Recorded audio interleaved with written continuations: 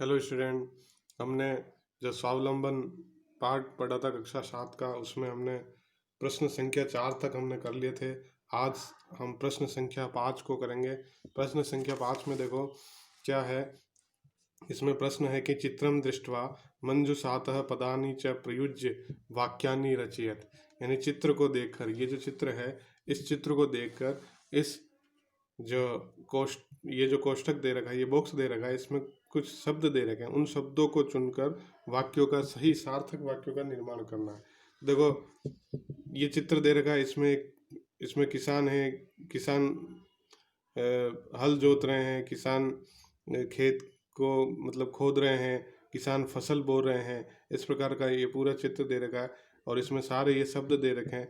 तो पहला जो अपना जो वाक्य होगा, इसमें देखो, इसमें पहला वाक्य होगा कि इस चित्र में किसान क्या कर रहे हैं, खेत को जोत रहे हैं। तो यहाँ पर कर्षति शब्द को लेते हुए हम वाक्य बनाएंगे। अस्मिन चित्रे एकः कृषकः क्षेत्रम कर्षति। यानी इस चित्र में एक किसान खेत को, कर्षति का अर्थ होता है जोतना, खेत को जोत रहा है। तो अस्मिन चित्रे एकः कृषकः क्षेत्रम कर्षति। अगला है, दो किसान क्या कर रहे हैं, खनन कार्य कर रहे हैं, यानी खोदने का कार्य कर रहे हैं। ये दोनों किसान खोदने का कार्य कर रहे हैं। तो यहाँ पर वो जो अपना वाक्य बनेगा, द्वौ कृषकौ खनन कार्यम कुरुतः। यानी दो किसान खनन कार्य कर रहे हैं। तो इनमें ये शब्द आ गया, कृषकौ आ गया, खनन कार्यम और कुरुतः। इस प्रकार से हमारा बना। अगला तीसरा दे रखा है, तीन किसान क्या कर रहे हैं, जो फसल है उसको रोप रहे हैं। तो यहाँ पर आ जाएगा त्रयः कृषकाः धान्यम रोपयन्ति। तीन किसान जो है वो खेत में फसल रोप रहे हैं। तो त्रयः कृषकाः, यहाँ पे वाक्य बन जाएगा त्रयः कृषकाः धान्यम रोपयन्ति। इस प्रकार से ये वाक्य बन जाएगा। अगला है, एषः कृषकः द्वाभ्यां वृषाभ्यां क्षेत्रम कर्षति। यह किसान एषः कृषकः द्वाभ्यां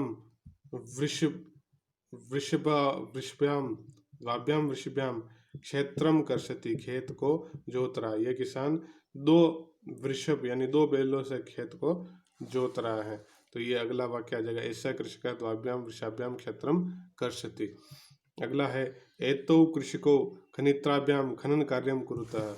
ये दोनों किसान खनित्राभ्याम एतौ कृषको खनित्राभ्यां खनन कार्यम, खनित्र से खनन कार्य जो है वो कुरुतः कर रहे हैं। अगला है, एते कृषकाः षट् हस्ताभ्यां धान्यम रोपयन्ति। ये किसान 6 हाथों से, यानी एक किसान के 2 हाथ है तो 3 किसान हो गए तो 6 हाथ हो गए। तो षट् हस्ताभ्याम 6 हाथों से धान्यम रोपयति, धान को रोप रहे हैं। इस प्रकार से ये प्रश्न होगा। अगला जो हमारा प्रश्न आता है वो प्रश्न संख्या 6, रेखांकित पदानि आधृत्य प्रश्न निर्माणम कुरुत। यानी रेखांकित पदों को, ये जो रेखांकित पद हैं उनको आधार बनाकर प्रश्न निर्माण करना है। तो यहाँ पर पहला जो दे रखा है, अहम स्वावलंबनस्य सुखम प्रतिदिनम अनुभवामि।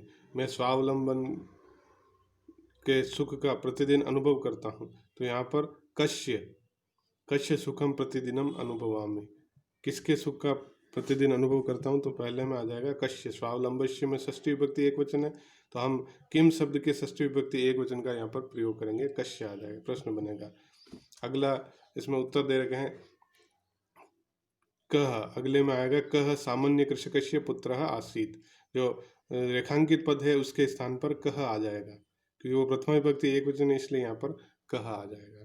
अगला ख में रेखांकित पद में आएंगे कि वह अधुनापि कोपि कर्म करह नास्ति। तो कुत्र आएगा यहाँ पर, ठीक है। जो रेखांकित जो वाक्य है उसके स्थान पर कुत्र आ जाएगा।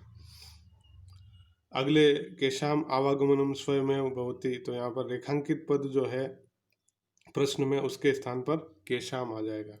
और एकस्मिन् वर्गे कति छात्राः अपठन्।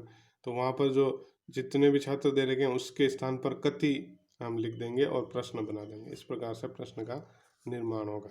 अगला है प्रश्न संख्या 7, मंजूषातः पदानि चित्वा रिक्त स्थानानि पूरयति, यानी इसमें कुछ शब्द दे रखे हैं, उनको रिक्त स्थान में भरने हैं। तो हमारे इस प्रश्न को करने से पहले हम कुछ जानकारी प्राप्त कर लें ताकि ये प्रश्न हमारे लिए सरल हो जाएगा। देखो, इसमें वैदिक परंपरा अनुसारम भारतीय मासानाम ऋतुनाम च नामानि, वैदिक परंपरा के अनुसार भारतीय महीनों और ऋतुओं के नाम।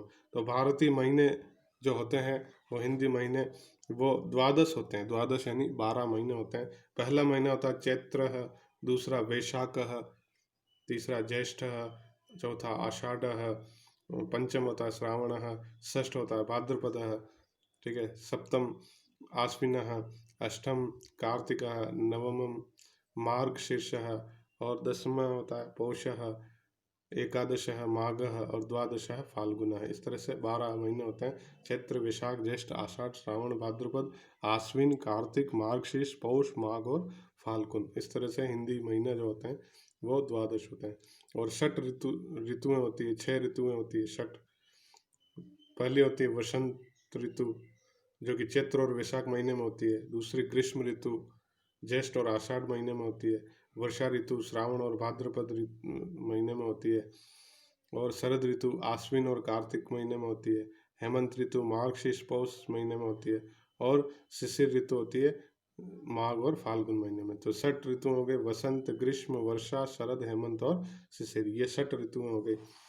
अगला है, इस तरह से ये ऋतुएं और मास होते हैं। तो हम इसमें जो अगला प्रश्न है वो इनके अनुसार ही करेंगे। तो पहला दे रखा है ऋतवः भवन्ति, ऋतुएं होती है, कितनी होती है? तो अभी हमने पढ़ा ऋतुएं कितनी होती है, 6 ऋतुएं। तो यहाँ पर आ जाएगा 6 ऋतवः। दूसरा दे रखा है मासा भवन्ति, मास कितने होता है, कितने महीने होते हैं? 12 महीने, तो 12।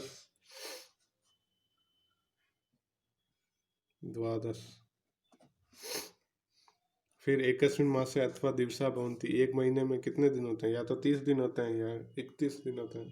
तो 30 को हम कहते हैं त्रिंशत और 31 को हम कहते हैं एक त्रिंशत। तो यहाँ पर आ जाएगा त्रिंशत, संख्या बच्चे हमने सब पढ़े हैं त्रिंशत, और यहाँ पर आ जाएगा एक त्रिंशत, एक त्रिंशत, इस तरह से।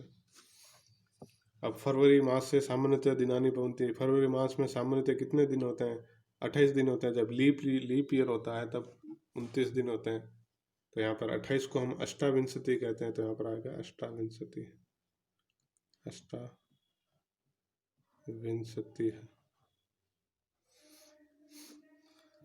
मम शरीर हस्त उस्त, हम मेरे शरीर में हाथ हैं, कितने हाथ हैं? तो 2 हाथ है। तो यहाँ पर 2, इस प्रकार से। अब अगला जो हमारा जो चतुर्थ पाठ है हास्य बाल कवि सम्मेलनम, वो अगले वाले वीडियो में हम पढ़ेंगे।